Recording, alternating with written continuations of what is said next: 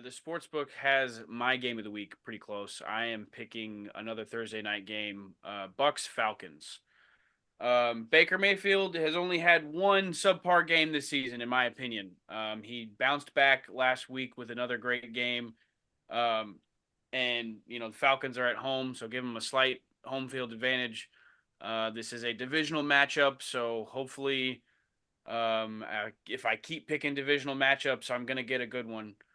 Because last week, obviously, Cowboys Giants was a bit of a dud. Um, Baker's one of the only quarterbacks that's been able to throw for over 300 yards this season. And the Falcons defense is pretty decent. They have a nice combo at safety. They Best got safety tandem in the playmakers. league. Yeah. Oh yeah. So, um, temper your expectations on like points scored in this game. Take the under. But I think, well, Tommy says, Fucking coward. yeah. But I do think it's going to be a competitive game. I think you're going to see some good football. It's going to be worth the watch.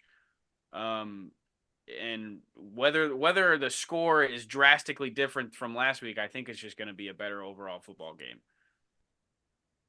I hate to ask. I can't remember if you mentioned it. Is this one in Atlanta or is it This in is Tampa Bay? yeah, the home team is always on the right there. Oh, okay, yeah. I think You and Tybo, same thought process here. I Not don't understanding reading left to right.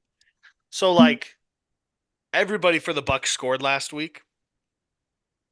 I do not think that'll happen this week. I think they're going to have to like hone in on one skill player that's going to have a day for them to win. Chris Godwin, start him. Yeah, there it is. He and Baker Mayfield seem to be best friends out there on the field because as good as Mike Evans is, even as old as he and is obviously still a threat. Baker Mayfield and Chris Godwin have some sort of chemistry out there that is just making it lights out. Yeah. Mike Evans is also questionable right now. Well, he was earlier today. He'll be I fine. saw. He will be, Baker- but Baker had a big play to I believe you guys said a former teammate, Sterling Shepard, last weekend.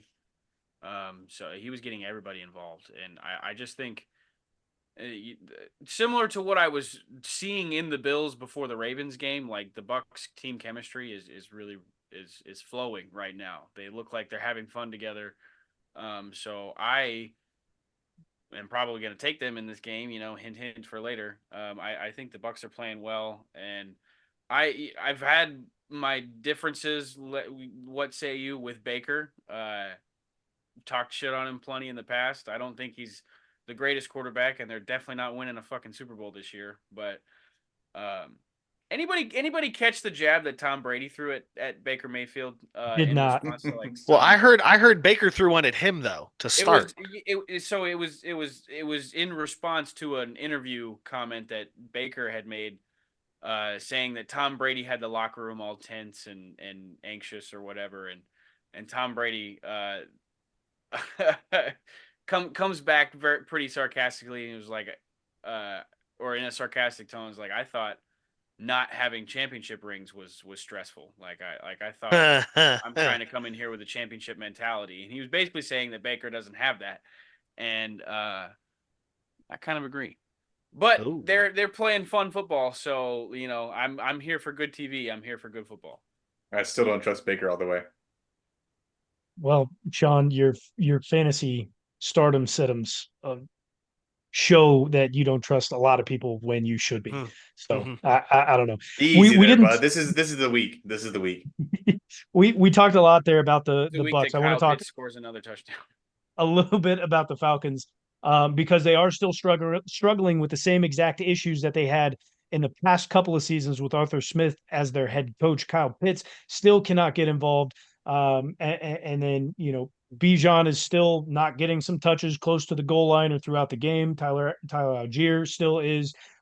Drake London is still performing as well as he has the last couple of seasons, still not breaking out as that true number one. And you also have what's deemed to be a pretty good quarterback there in Kirk Cousins. So what, is it the players issue? Were we giving Arthur Smith a little bit too much, too hard of a time? Like what is going on in Atlanta? Well, So Who the the fuck hangover was from the the Super quarterback Bowl. last year?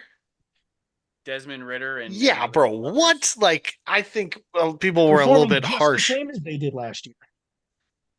Oh man, I don't know. I think with a guy like Kirk Cousins, you can point the blame to him and to other things on the field as opposed to just coach sucks. Get the fuck rid of him. Like, Look, they decided to pay Kirk Cousins a shit ton of money coming off a serious injury.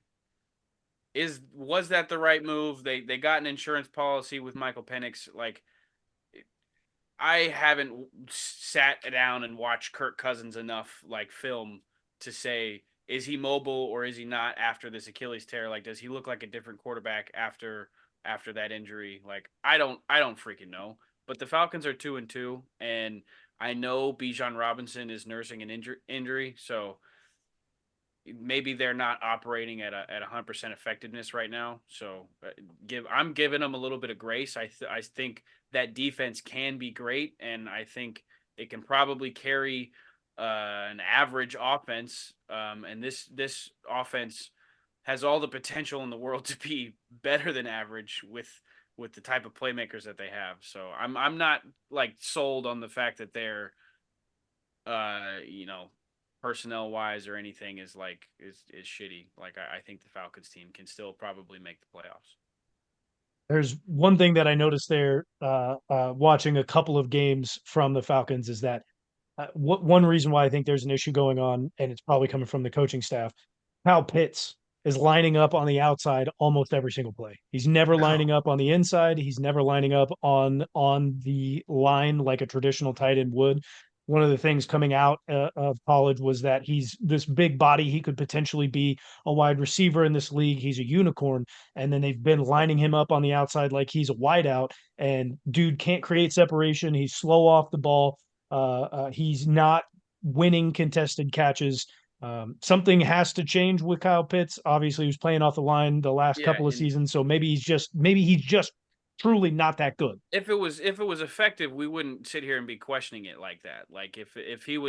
if he was catching balls on the outside and producing, it wouldn't be an issue. But if I it's tell you not what, dude, working, you should probably not stick with it.